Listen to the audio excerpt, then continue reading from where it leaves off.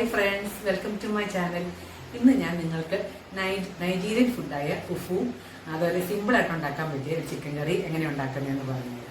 അപ്പോൾ അതിൻ്റെ റെസിപ്പി എങ്ങനെയാണെന്ന് നോക്കാം. അപ്പോൾ നമുക്ക് നൈജീരിയൻ ഫുഫുവും ഒരു നാടൻ ചിക്കൻ കറിയും എങ്ങനെ ഉണ്ടാക്കുന്നതെന്ന് നോക്കാം. നൈജീരിയക്കാരുടെ ഒരു പ്രധാനപ്പെട്ട ആഹാര ഫുഫു.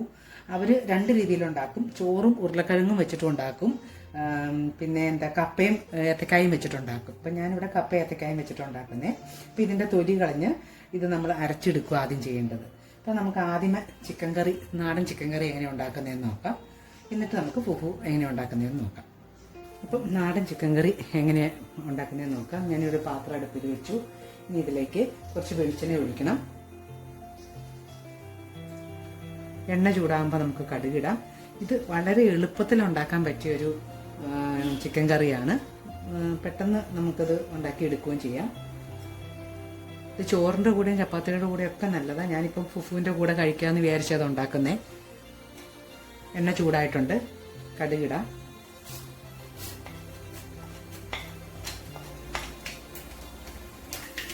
കടുക് പൊട്ടിക്കഴിഞ്ഞു. ഇനി നമുക്ക് അരിഞ്ഞു വെച്ച് സ്ലൈസ് ചെയ്ത് വെച്ച സവാള ഇടാം. ഞാനൊരു 1.5 മീഡിയം സൈസ് സവാള എടുത്തേക്കുന്നത്. ഇത് ചെറുതായിട്ടൊന്ന് വാടി വരട്ടെ. കുറച്ച് ഉപ്പ് ചേർക്കാം, പെട്ടെന്ന് അത് സവാള വാടി വന്നു. ഒരു കഷ്ണം ഇഞ്ചിയും ഒരു 3-4 ചോള വെളുത്തുള്ളിയും ചതച്ച് വെച്ചത് ഇടുക. അതും ചെറുതായിട്ടൊന്ന് വാടട്ടെ. ഇനി ഇതിലേക്ക് നമ്മൾ ചെറുതായിട്ട് അരിഞ്ഞു വെച്ച ഒരു ചെറിയ തക്കാളി, കുറച്ച് കറിവേപ്പിലയും കൂടെ ഇടുക. നന്നായിട്ടൊന്ന് വാടട്ടെ. 2 പച്ചമുളക് കൂടെ ഇടാം. ഇനി ഇതിലേക്ക് നമ്മൾ എടുത്ത് വെച്ചേക്കുന്ന മസാലാസ് ഇടാം.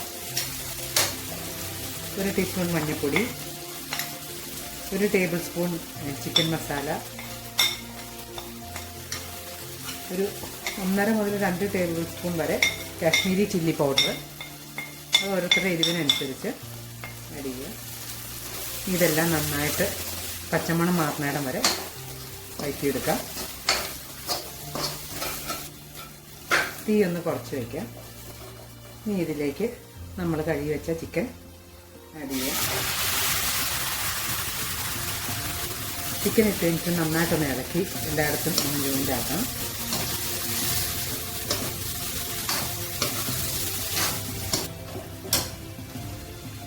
ആവശ്യത്തിന് ഉപ്പിടുക. നമ്മൾ സവാളയിൽ ഉപ്പിട്ടേക്കണമുണ്ട്, അതനുസരിച്ച് വേണം ഇനി ചിക്കനിൽ ഉപ്പ് ചേർക്കാനായിട്ട്.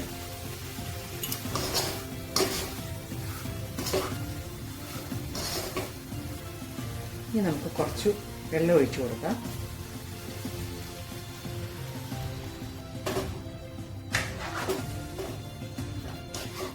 ഈ ഒന്ന് കൂട്ടി വയ്ക്കാം. ഇനി ഇത് മൂടിയിരുന്ന് വേറെ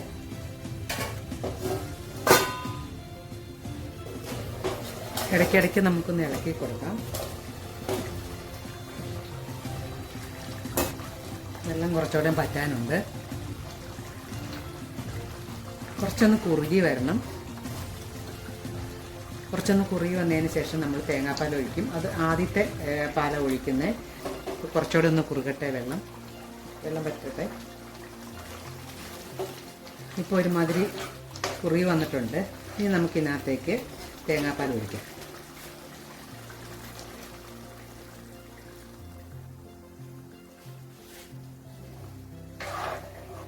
നന്നായിട്ടൊന്ന് ഇളക്കിയിട്ട് ഇതിൻ്റെ ഉപ്പൊന്ന് നോക്കണം. ഇത് വളരെ എളുപ്പത്തിൽ നമുക്ക് ഉണ്ടാക്കാൻ പറ്റും. അതുപോലെ നല്ല ടേസ്റ്റും ഉണ്ട് ഇതിന്. ഉപ്പൊന്ന് നോക്കാം. കുറച്ചുകൂടി ഉപ്പ് വേണം.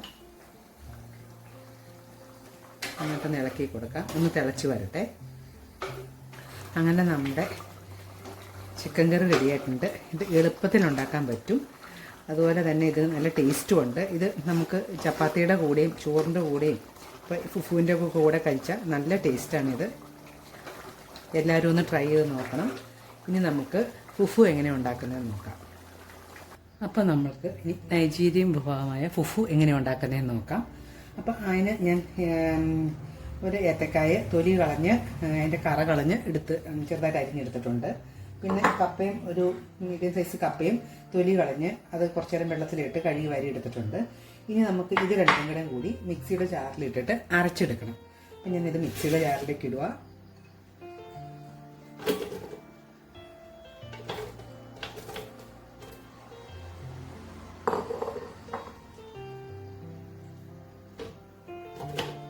ഒരുമിച്ച് അരയ്ക്കാൻ പറ്റിയില്ലെങ്കിൽ 2 പ്രാവശ്യമായിട്ടിട്ട് അരച്ചാലും മതി. ഇത്രയും ആദ്യ ബാച്ചിലിട്ട് അരയ്ക്കാം. അപ്പം ഇത് അരയ്ക്കുമ്പോൾ ഇതിനോടൊപ്പം തന്നെ കുറച്ച് ഉപ്പും കൂടെ ആഡ് ചെയ്യണം. പാകത്തിന് ഉപ്പ് ആഡ് ചെയ്യാം. കുറച്ച് വെള്ളവും കൂടി ഒഴിക്കണം. ഒരുപാട് വെള്ളം ഒഴിക്കണ്ട, ഇത് അരയാൻ പാകത്തിനുള്ള വെള്ളം ഒഴിക്കുക. ഇനി ഞാനിത് മൊത്തം അരച്ചെടുത്തിട്ട് വരാം. ഇപ്പം ഞാനിവിടെ കപ്പയും ഏത്തക്കായും അരച്ച് കൊണ്ടുവന്നിട്ടുണ്ട്. ഇനി നമുക്കിനി ഇത് ഈ അരിയൊക്കെ കുറുക്കുന്ന പോലെ ഇത് കുറുക്കി എടുക്കുക ചെയ്യേണ്ടത്. അപ്പം ഞാൻ സ്റ്റവ് കത്തിക്കട്ടെ. ഇനി നമ്മളിത് ഇളക്കിക്കൊണ്ടിരിക്കണം. അടി പിടിക്കാതെ കൈ എടുക്കാതെ നമ്മളിത് ഇളക്കി കുറുക്ക് പോലെ ആക്കണം. വെള്ളം കുറച്ച് പോരാൻ തോന്നുകയാണെങ്കിൽ കുറച്ച് വെള്ളമൂടെ നമുക്ക് ഇതിനകത്തേക്ക് ഒഴിക്കാം.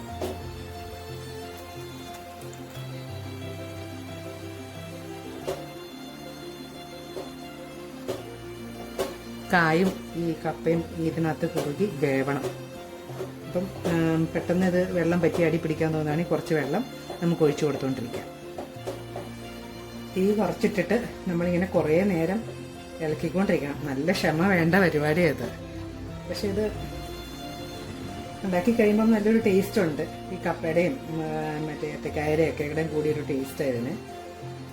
ഇങ്ങനെ കൈയെടുക്കാതെ ഇളക്കിക്കൊണ്ടിരിക്കണം. പെട്ടെന്ന് അടി പിടിക്കുകയുള്ളൂ.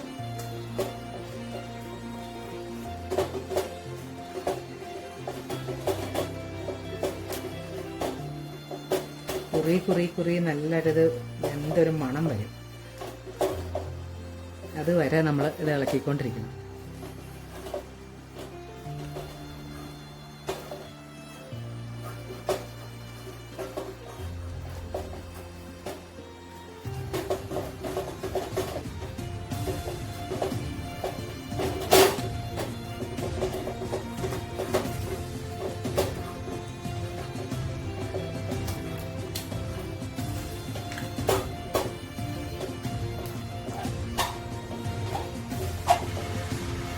കുറച്ച് നേരം നമ്മൾ നന്നായിട്ട് ഇളക്കണം. ഇത് ആ ഇളക്കുന്നതിന് ഒരു ബുദ്ധിമുട്ട് മാത്രമേ ഉള്ളൂ. പക്ഷേ ഇതിന് ഇത് ഉണ്ടാക്കി കഴിഞ്ഞ് നമ്മൾ കഴിക്കുമ്പോൾ നല്ലൊരു ടേസ്റ്റ് ഇതിന്. ഇത് അതുപോലെ തന്നെ ഹെൽത്തിയുമാണ് ഈ സാധനം. ഏകദേശം ആവാറായിട്ടുണ്ട്.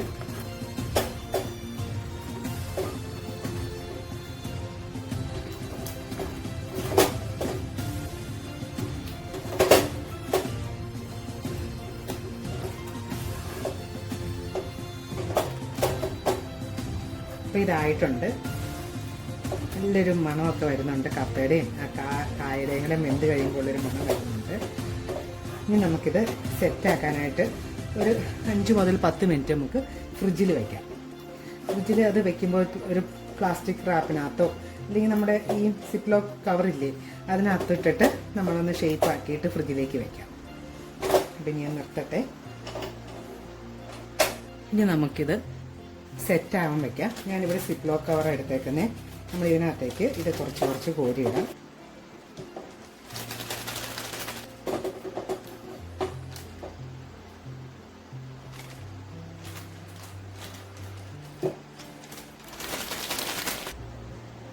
ഇനി നമുക്കിത് സെറ്റാക്കാൻ വയ്ക്കാം. കുറച്ച് ഞാനിവിടെ സിപ്ലോക്ക് കവറിലേക്ക് കോരിയിടുക. അല്ലെങ്കിൽ ഏതെങ്കിലും പ്ലാസ്റ്റിക് ഡിഷിലേക്ക് വെച്ചാലും മതി.